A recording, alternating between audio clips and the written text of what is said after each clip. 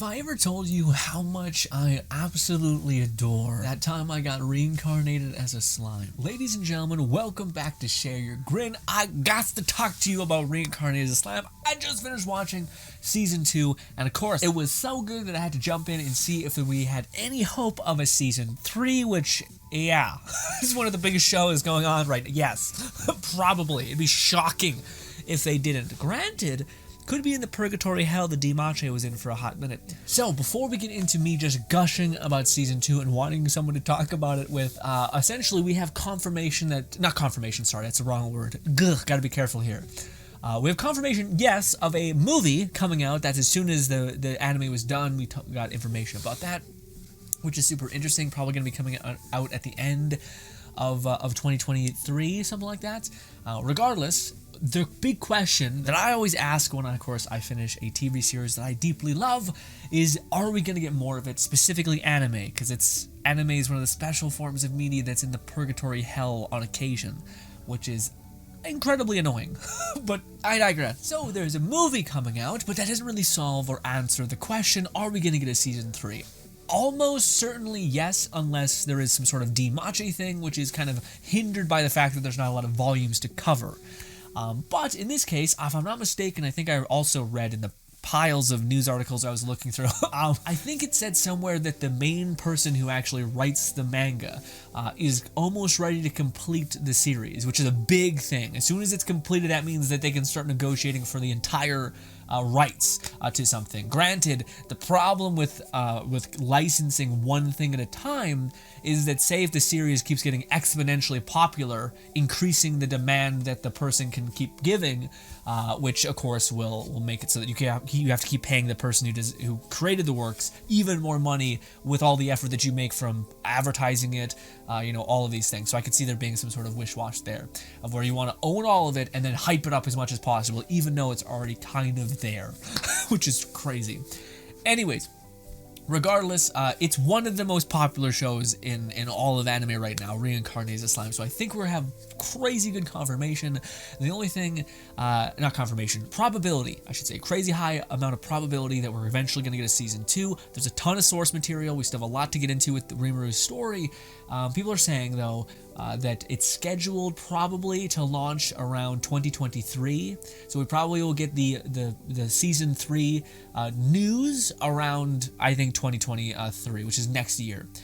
So yeah, again, hopefully we'll get the news after the launch of the movie. It's probably going to be a big success.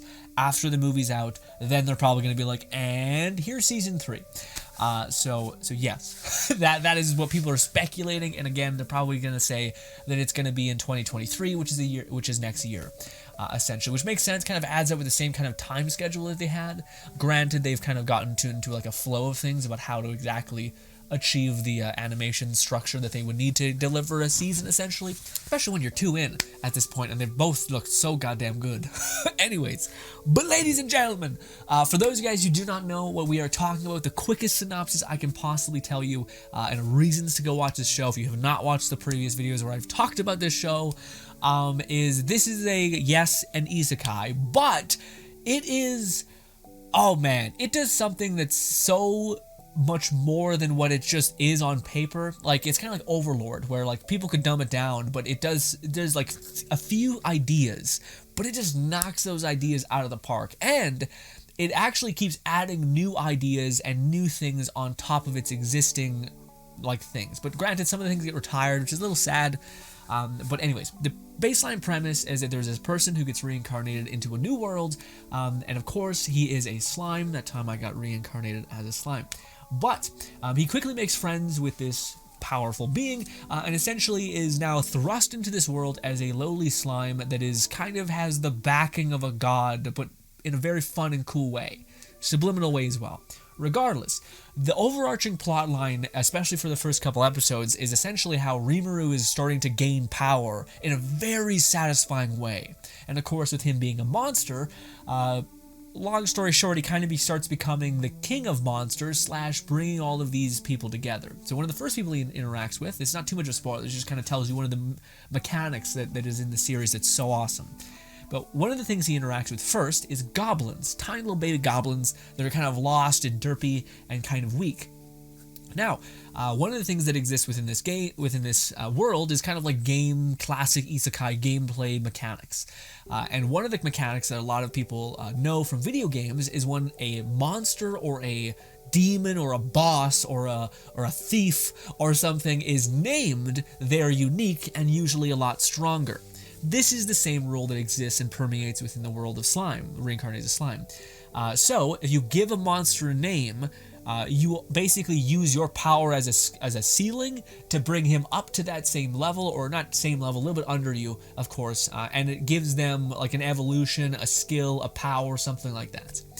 And of course, Rimuru is born with like a bunch of additive skills because he ended up dying in such a way that would, of course, warrant him having these proclivities or advancements in his next life, whatever.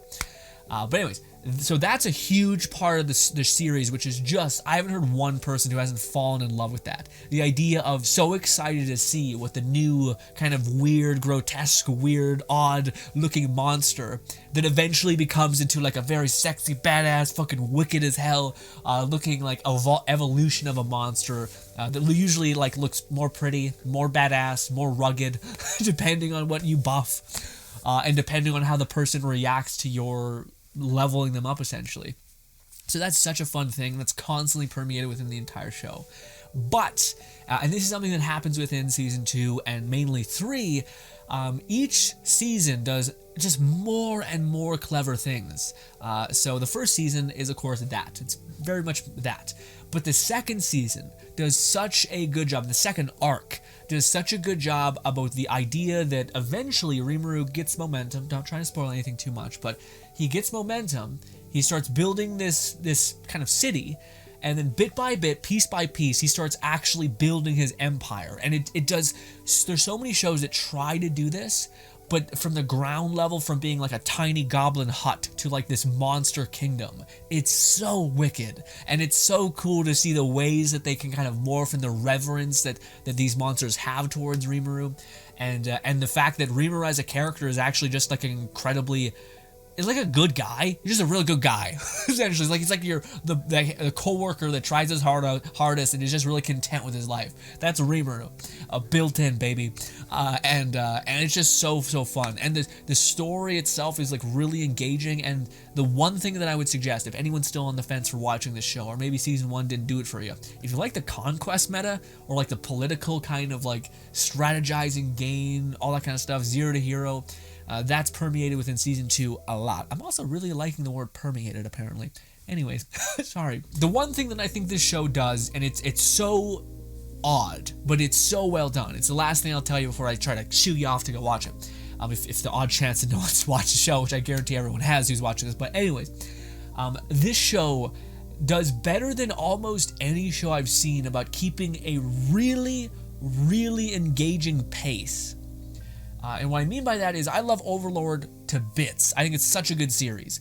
But there are moments where I find like I'm like, I don't know if I'm really invested in this part of it. Like the whole like lizard arc. I was like, what is happening? Whereas in Slime, man, I love all of it. Like every single type thing that they show you, this arc, this character, how they're perceiving things, it's just like incredibly paced. And this is definitely the show that you'll be like, oh, I just watched the entire thing in a day. What's happening? There's 24 episodes. What's happening to me? Okay. But I would heavily suggest you guys go watch it because it is that good. I love it to bits, and it's one of the few shows that animes are like always been a very good place to find cool, interesting ideas and concepts brought to reality to an extent. But this show nails, in my opinion, those ideas brilliantly to where it's so satisfying. It's one of the few shows that I think is like, thank God this got popular because it's just so well done.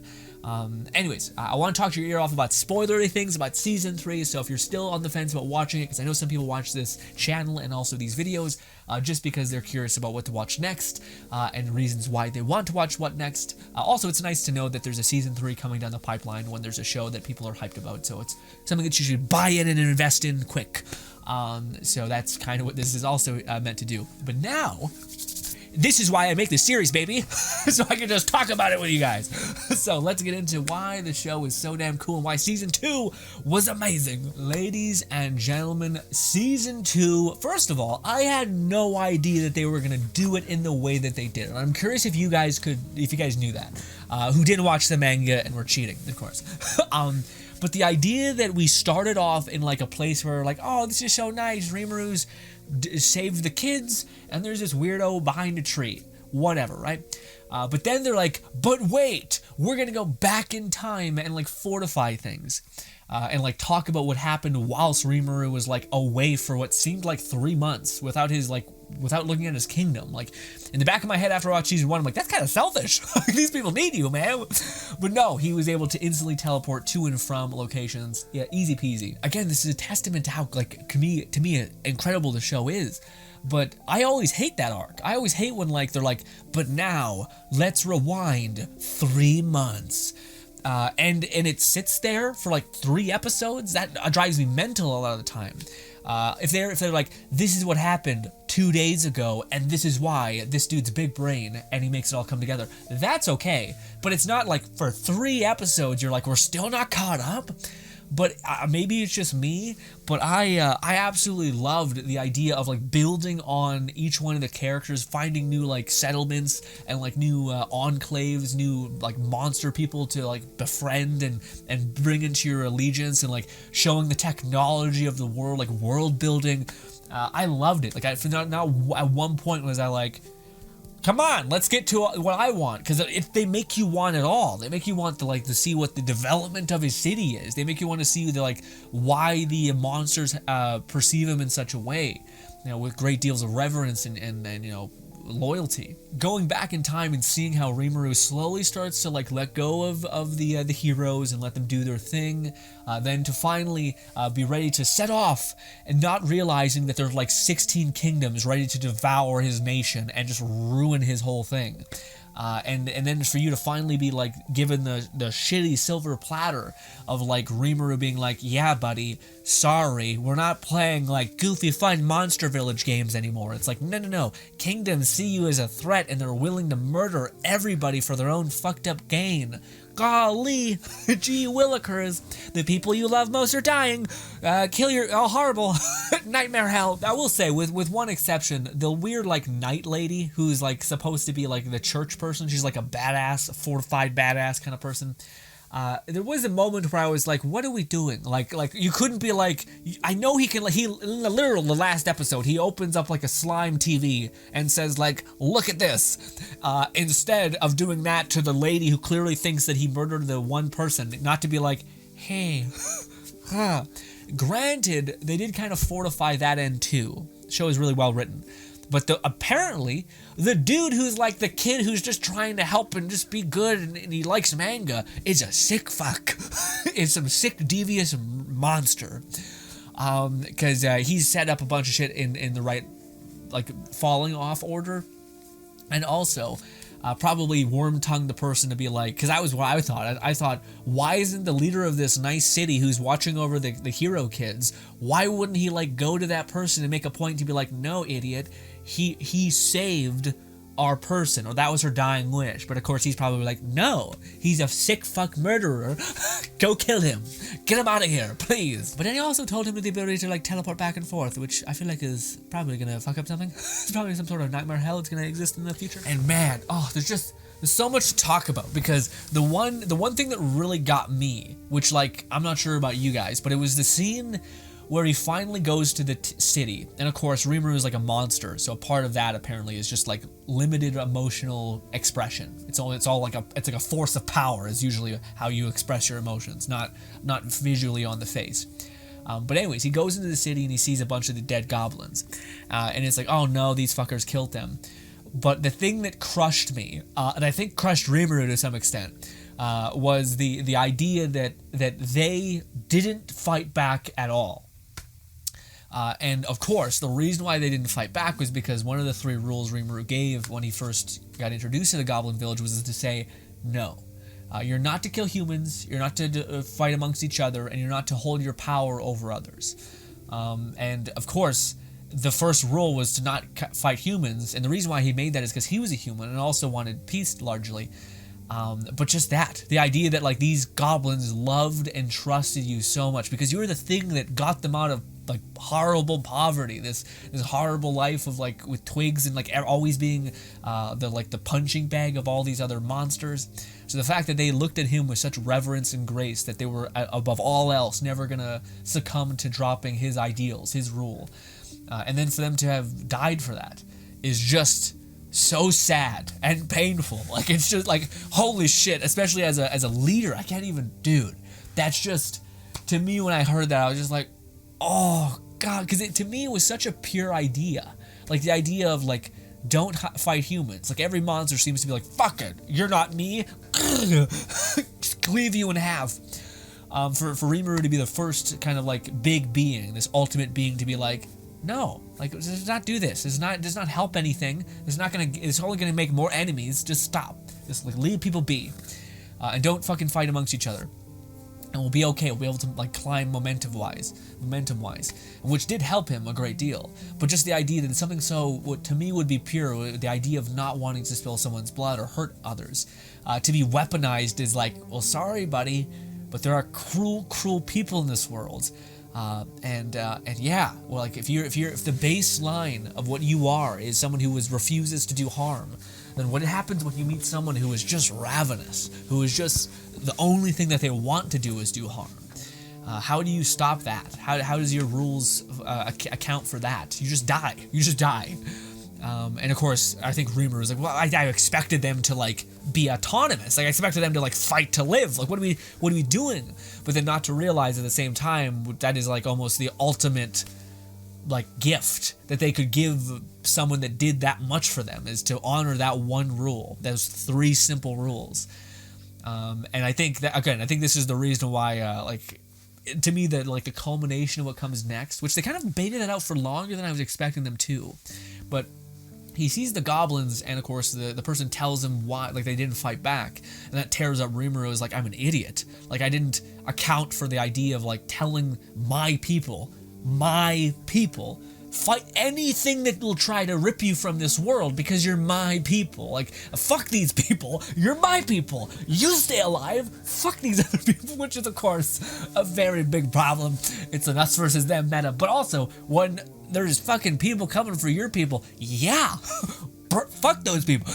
Anyways, it sounds horrible.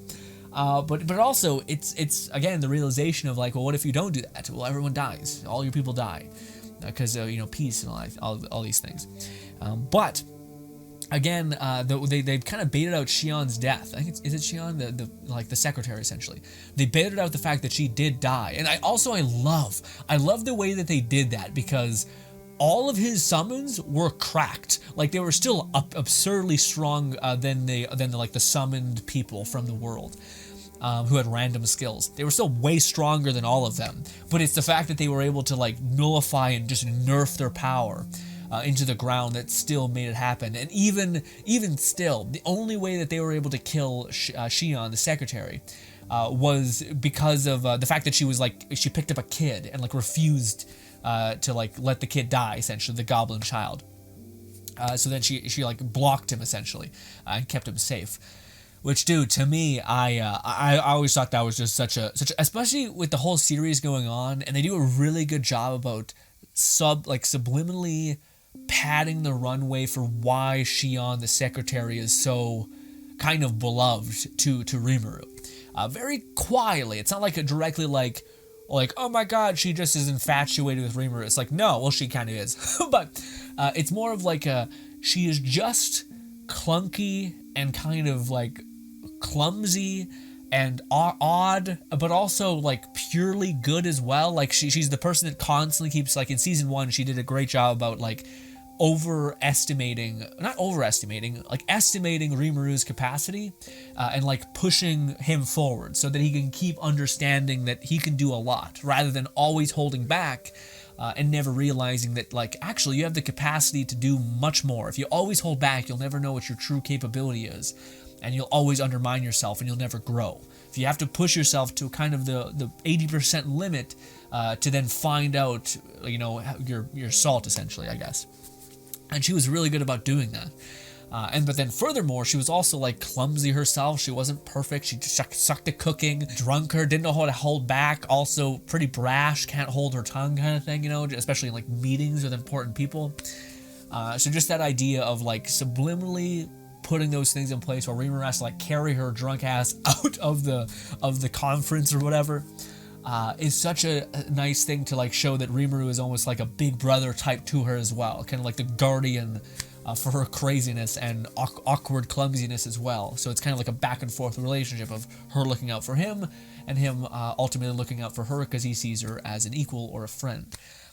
And of course that makes it all the more painful when the person that Rimuru to some extent was feeling ownership of, you know, taking care of, the fact that she was killed, especially killed because his negligence on not preparing for the world he was unfortunately stepping into, which is to be a kind of like a country leader essentially and pissing off other countries. The one thing that, like, if I could say one thing that I feel like they probably did maybe a better job about executing in the manga than what they did in the TV show is I don't really feel like they really set like Rimuru's wrath or like anger, because when he finally approaches, you know, the secretary and she's dead, her lifeless body is sitting there, there's this thing where they talk about like, oh, I don't feel like crying, I don't feel any of that, I just feel like a super surge of emotion. And he's like, oh right, I'm a monster, like we don't cry necessarily, we more or less just feel like a superseding amount of emotion. And of course his people get like super freaked out for a minute, and then finally he kind of like pulls in his despair and tells them to leave, and then gets a copy of the mask that kind of suppresses a magical output, and then puts it on and then just fucking unleashes it, and the mask slowly starts to break. It's cool, but I still felt like there wasn't like that pacing out of truly like sitting with that despair of, wait, like this person I was responsible for, my actions did this. All the memories that made this person incredibly valuable and loved, all the rage I feel, all the like the pain I feel, all the responsibility I feel. I don't feel like they necessarily, for me at least, felt like they pointed that out. All I seen was the mask kind of break, and I'm like, oh, he's kind of upset, I guess. You know, like, and I feel like that's the only criticism I have for the whole season, honestly, is that the conveying of how important and how much emotion that wasn't really conveyed. Granted, it might be because the character Rimuru is in a past life like a middle-aged, like a 40-year-old person, I think, or a 30-year-old person, who had a job as like a manager at a big company office job kind of thing. So he might have constantly been dealt with that, and throughout the whole show he isn't absurdly emotional. Almost seems like a very grounded, serene, content person, and also like able to step back and analytically look at what he's done, which is good and quite charming as a character trait. But in this instance where you want to see him just fucking unleash his rage, and again, they do kind of show that. To play devil's advocate, I'm sure some of you guys are like, well, wait, Grin, you're forgetting about what happens after the fact. But this is to my point of him being more analytical, of him basically being like, I'm responsible for this. What is there to be done? I can kind of give them a nice place to stay. Okay, we'll do that. I hate this. And then finally for him to get the news that if you become a demon king, you can revive people, bop, bop, bop. And then for him to embark on, what was it, like a 3% chance that he could revive these people, and it was like super low. It was just like cratered entirely. But he was still like, good enough, and they take it, which is awesome. Like, that's just like the epitome of Rimuru as a character design-wise. Like, and the odds aren't in our favor. Well, both of these options suck. So even if it's a 3% chance, I'll choose option F if it means that it's a happy ending. So let's go with that, which is always a charming thing, I think, within shows and storytelling in general. Regardless, then there's the moment that I think everyone's already talked to death about, but it is like the single-handedly most badass thing ever. And it's funny because, like, Overlord is a show that I think I talk about a lot in conjunction with the show, which is also fantastic. Overlord's great. But Overlord kind of has the quick, interesting, but kind of, to me, at some points, feels like a cheat sheet, where it's just like, he's a skeleton undead, so he doesn't feel. And that's it. Then they don't have to really address, like, anything else. It kind of just lets them be incredibly weird and creative with the ways that they can engage with, like, fucked up things and interesting things and good things and then more fucked up things. Whereas with this one, it like, no, they gave a really good reason for, like, Rimuru being like, no, no, I'm making the choice and fully committing to, like, if I have to be a monster, and if the world has to see me this way, and if I have to do these horrible things, I choose my people. I choose my people, you're choosing yours, I'm choosing mine. Always. And then it's just like the full commitment, and also the way he fucking like just blitzkriegs everybody, dude, is the most Rimuru shit ever. He literally creates like this complicated spell, also probably like a Great Sage probably, but he creates this like crazy weird spell that's just like the most efficient, painless, like effective thing ever. That's just like a bunch of water droplets that are like fucking threads, like super thin, that just dart through people's heads, like hit people through hearts, can penetrate anything. And then also unlocks a skill halfway through and is like, fuck it. And then just like terror beats everybody, like kills everyone who's given up hope of winning, because they just watch half of their army just die. And you're like, what the fuck?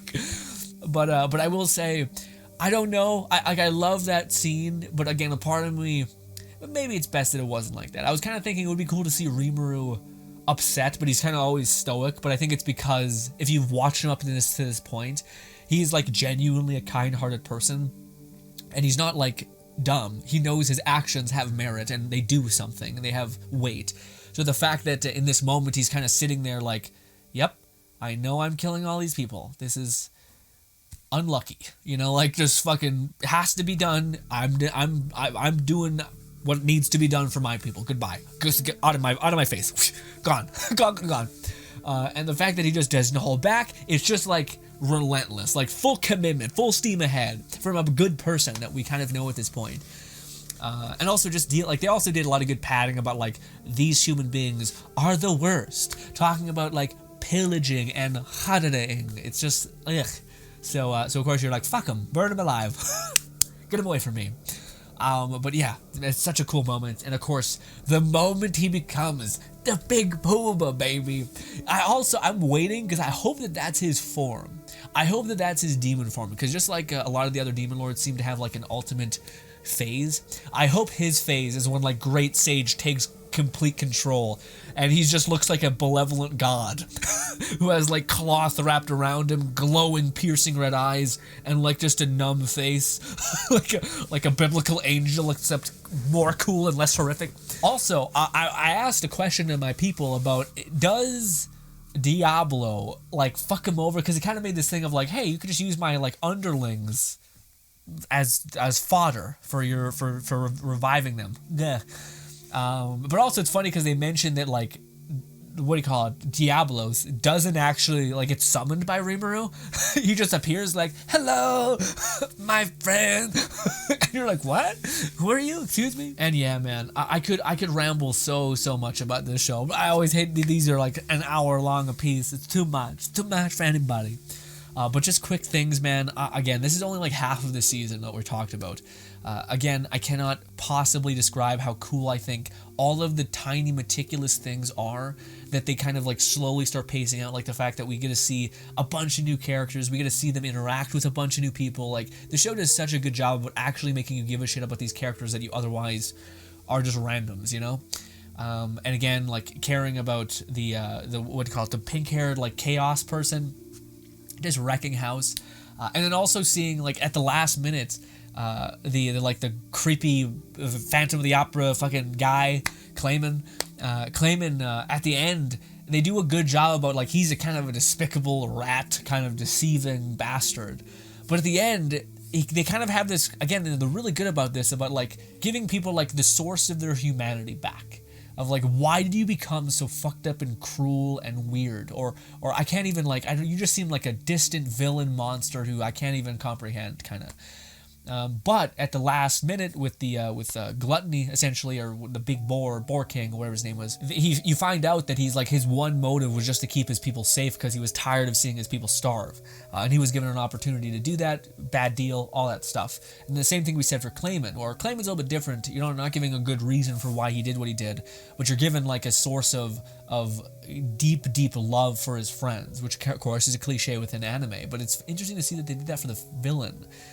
Where there's like, actually, this guy that you think is a douchebag, horrible monster, he actually just wanted to live up to his friends' expectations. He wanted to like be all that he could be, and he deeply cared about them. And to the end, he kind of still loved them to some extent. And that to me was like, oh, actually, that's a good way to make a villain human without being like all of his reasons were justified. It's like, no, but I can empathize with the understanding of deeply loving your friends and wanting to be worthy of them if you feel insufficient, and all that, which is interesting. And then also being manipulated himself by like a far greater, weird kid, summon person, whatever. Also, I don't know if there is a show that does the power fantasy as good. Like, sorry, the zero to hero thing, I mean. Like, every single time there's a moment, and I thought, like, season 2, what are the odds that they're going to be able to make the Ronin dude, like, the redheaded katana guy, what are the odds that they're going to give him another moment where he's just, like, drops the mic, absolutely obliterates something, and will it be as cool? And dude, the moment where he just beheads the fucking big snake thing and everyone's just like, what? Like, what are we, Charybdis just like nuking him and like just eviscerating him within like a torrent of damage? Oh, to me, I was just sitting there like, God damn, that's insane. And they kept making that happen. The same thing with the secretary just being a fucking beast. Like, they do such a good job. And it's also awesome because whenever Rimuru gets a bump, everybody else gets a bump because they're underneath him. The only thing I will say that I had a problem with, just on like a perspective level, didn't make sense to me. Why the hell are the people following what's her name, the pink-haired girl, Rimuru's best friend? Why are the two people, especially the beast guy, following the pink-haired girl? Rimuru showed himself to save your entire people, come up with a plan to save your people after the fact, did so much for your people, and then you're like, you fucking the one girl who kicked my ass. Like, what? And to me, I was just lost. I was like, this makes no sense. It only makes sense in the sense that the one girl isn't a very good leader. She's just like a cannon, and is like the strongest at the heap, so the guy might be like, okay, I'm not going to be able to provide much value to Rimuru, but I could provide more value to her as like kind of like, I'll govern your people because they have no leader, and that's bad because they're splintering off and no one's, it's bad. It's bad. But just the fact that I'm like, what is going on? Granted, it all kind of works out because him and Rimuru, besties. And yeah, also I was really hoping that she would see how like fucking pissed Rimuru was about her being potentially like persuaded or mind controlled, and also for her to see that Rimuru would find a way to save her, like refuse to deal damage, would just try to get her back. So that was a cool moment where I think like that would set in that, like, because there was in season 1 there was a lot of tension with me where I'm like, she seems like she's way more bought in than Rimuru is. Also, one more quick thing. I loved the part, like when all of the kings of like each nation came together. Oh, also, fucking dude, the dragon. Oh, why can't I remember it? Storm Dragon. I can't think of his name. He's so awesome. He's probably my favorite character in the whole show. And I wasn't sure they would be able to do that. But yeah, the reincarnated, not reincarnated, but the reformatted Storm Dragon. Fucking love him. I love him in every scene. He's such a weirdo, but he's so honest about who he is. Also, the fact that he like fucks with Rimuru's best friend is kind of like a uncle figure that's just like a goofball. I loved it. This show, guys, this show has so many levels of like funness to it. And to me, I could see people being like, maybe, I don't know. I feel like maybe that's the one argument that people can make for people not loving it too much, is that it just does so many things. It's like it's the zero to hero things. It's a Civ simulator where they're building up an empire. We're gonna take deep dives into these side characters, and you're gonna love it. Where it could be conceived as like a little bit scattered, but I think I don't feel that way. But I could see people being like, that's too much. It's so much. I just want one, and we're done. But personally, I think it does a great job at that, and I cannot wait to see what's in season 3. I definitely think we're going to be getting it. I can't see how we wouldn't. I love that the way that they ended it was such like a wholesome hug of an ending, where we're gonna be able to see Storm Dragon chilling. We're gonna be seeing pink-haired girl chilling. I think we're gonna probably see a lot of the Beast people probably join Rimuru now that there is no Demon Lord to serve. I think that they're going to probably be like, well, as much as we like Malene, we're not going to serve Malene. We're serving our beast guy, but now the fact that he is not in power anymore, we're going to serve the guy that was like clearly we should bet on. Like, he was the one that saved all of us and saved our people. Like, I feel like I hope to God there's some person in that thing that says, what? Out of all the people to bet on, you're betting on Malene, the one that cratered our whole fucking city, and also left us for dead. What about the guy that was, we're gonna go over here. You know, you keep good. We're gonna go over here. I hope somebody says that in the next thing. If not, then what are we doing? The fact that the pixie person, which is also fucking awesome, little fucking spicy little nothing, but she's setting up shop there. It's awesome. They're just basically that Rimuru is like, we have more characters that are existing in his space. Because I always find that sad when you meet a character you think they're so cool and then you'll never see them for like 5 arcs. Granted, if they're in the space constantly existing and having like playing parts in the evolution of this city, where like the pixie will probably hopefully design a certain sect of the city, whereas the dragon, storm dragon, will probably create a kingdom in a mountain form or something. I can't wait. I can't wait to see where it goes. I think this show is just incredible. And I think the way that it's paced is incredible. I think the characters and the ideas that it introduces, I have yet to find one that it fucks up on. Or like the idea of, hey, here's a cool idea of evolving beasts or monsters. Bang. Awesome. Incredibly showcased. I wish it was showcased more. I can't wait to see what the Necromancer Skeleton guy looks like, because I bet he's going to start worshipping the shit out of Rimuru. And also, he's going to get probably a human body with some glowing eyes because he's a lich. Dope. Anyways. Or maybe he's like clad in armor. Who knows? Regardless, I can't wait. All of it, like, there's so many ideas. The whole like civilization building thing is done decently well.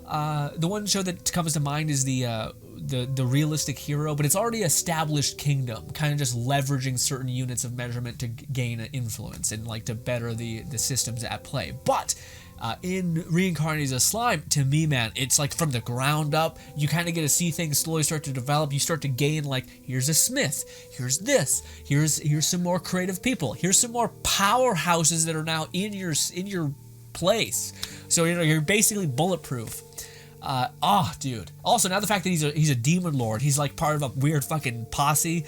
Also, I wonder what that's gonna be. I think season 3 is probably. Well, I'm curious, because season 3 is going to come after the movie. So the way season 2 ends is with Rimuru getting an invitation by the blonde demon lord. So I could see that being the contention for the movie, potentially. I don't know if that is the case, but I could see them kind of trying to squeeze that arc of Rimuru kind of picking up the pieces that the one person left, and kind of seeing that through, tying a bow tie on that, calling it good. And then moving on to the next arc, which is, I imagine, more conquest. I couldn't imagine it something else. But ladies and gentlemen, hopefully you enjoy the rest of your day. Thank you so much for letting me ramble about this. Hopefully you'll allow me to do it again and subscribe to our weirdo channel. Also, this is a brand new channel.